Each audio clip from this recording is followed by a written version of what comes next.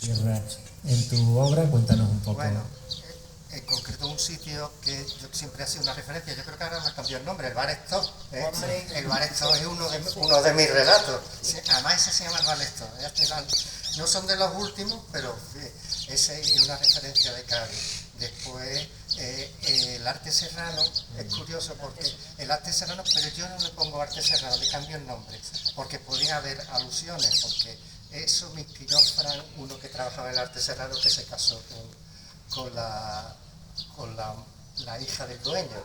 Y entonces, pues claro, he mezclado cosas, realidades y ficciones, y digo, no vaya a ser que se sienta aludido, y le cambié el título. Y no te inviten a menú de degustación. Está debajo de mi casa, que eso fue un tiempo, fue casi el comedor. Cuando hacíamos obras, estaba yo ahí siempre pendiente, allá abajo, es fuente de inspiración, heladería, pues una historia también entre una chica que vende helado, que se enamora de una chica que va al helado, a comprar helado, jovencita, pero cuando viene el novio, pues lógicamente ya que no es de su forma de pensar, vamos a decirlo así.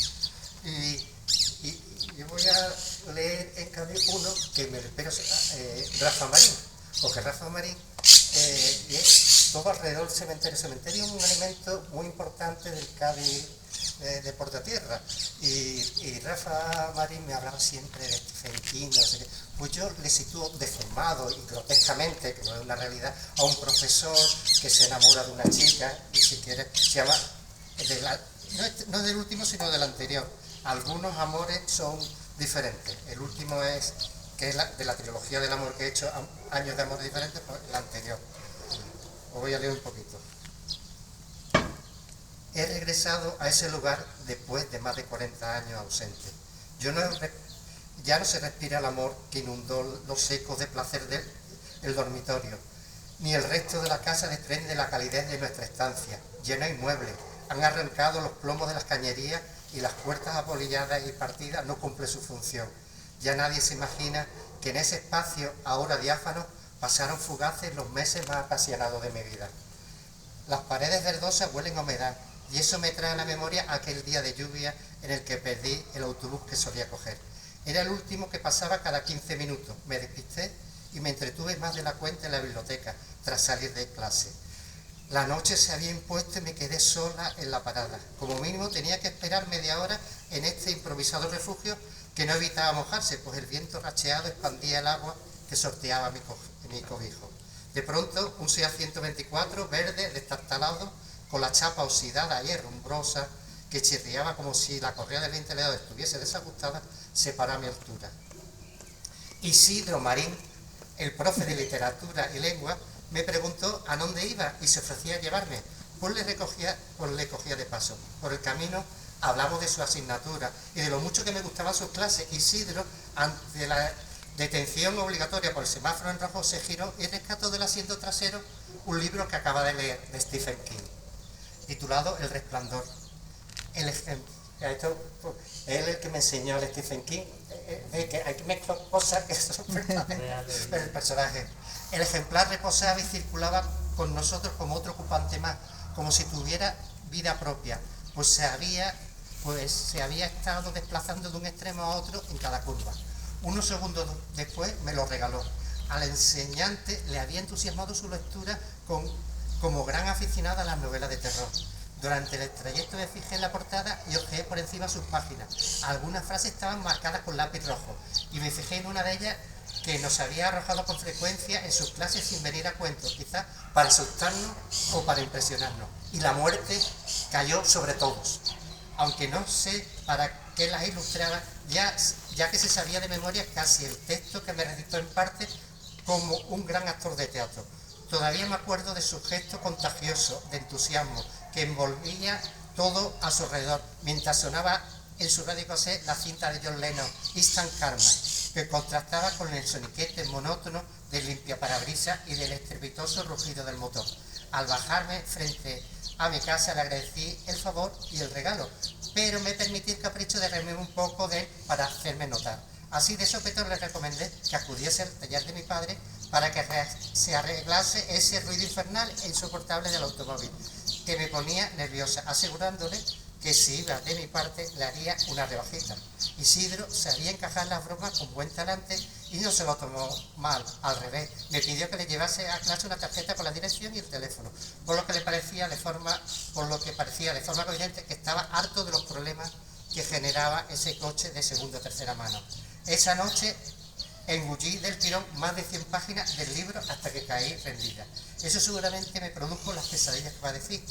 Ya no lo recuerdo con detalle, pero había espectros de niños muertos que se me aparecían en sueños y me asustaban. En aquella situación macabra también se manifestaba la presencia de mi profesor, que proyectaba una imagen protectora que me producía cierta melancolía y desasosiego. Me levanté inquieta, pero lo primero que hice, como una tarea más, fue buscar la tarjeta de trabajo de mi padre en su escritorio y guardarla en un bolsillo de mi mochila.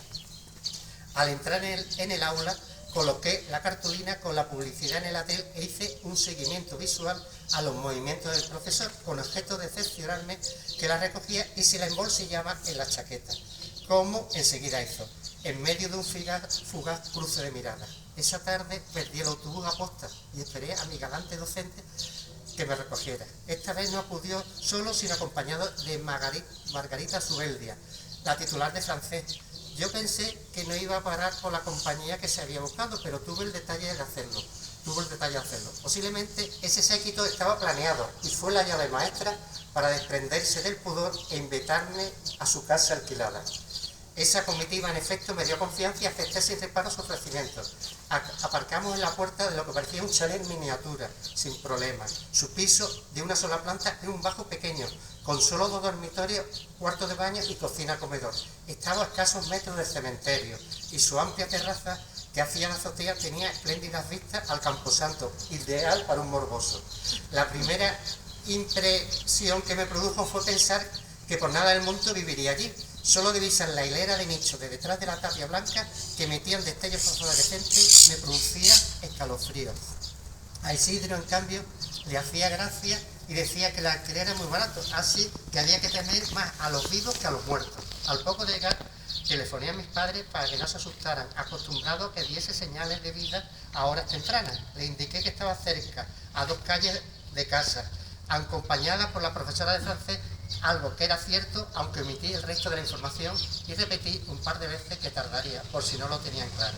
En el pasillo de ese espacio reducido había estanterías preñadas de libros desordenados, en doble y hasta en triple fila, que desbordaban el límite horizontal de las tablas y que con el menor roce acababan en el suelo.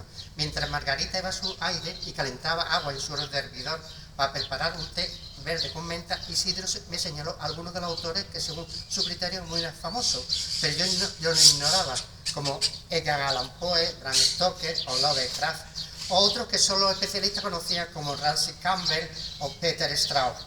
Me habló de ellos con 2 simples pinceladas y me resolvió varias historias que me fascinaron, entre ellas la misteriosa muerte de Edgar Allan Poe a sus 40 años. Después de tomar té con una galleta bañada en chocolate, Margarita, que había cumplido su misión de Celestina a la perfección y de la que recelaba hasta el momento, se marchó. Durante un buen rato llegué a creer que era su novia, pues advertí que parte de su ropa y avíos personales, entre ellos su cepillo de pelo y el de dientes, se repartían por las habitaciones. Por el transcurso del tiempo descubrí que ella, eso sí, mantenía una tremenda complicidad con Isidro, pero que no le gustaban los hombres, simplemente utilizaba ese rincón como tapadera para sus clandestinas relaciones sexuales. En esos años de la transición todavía su orientación sexual estaba muy mal vista. En síntesis, con esa singular simbiosis se intercambiaban a menudo favores entre ellos, pero solo había amistad y convivencia. Te voy a pedir... Sí, que corte, sí. Bueno, sobre todo para que no sea todo lectura y que podamos... Vale, pero en fin, que un poquito largo. Este no es más largo. Normalmente yo tengo los relatos muchísimas veces de los más cortos. Sí, bueno, sobre todo, a ver, perdona la interrupción, pero sobre todo para que podamos, creo que lo más interesante es que hablemos y bueno, dejamos a los lectores un poco con la miel de los labios para que no, y además no me gusta terminarlo para que... Exactamente. Pues Eduardo, cuando tú quieras.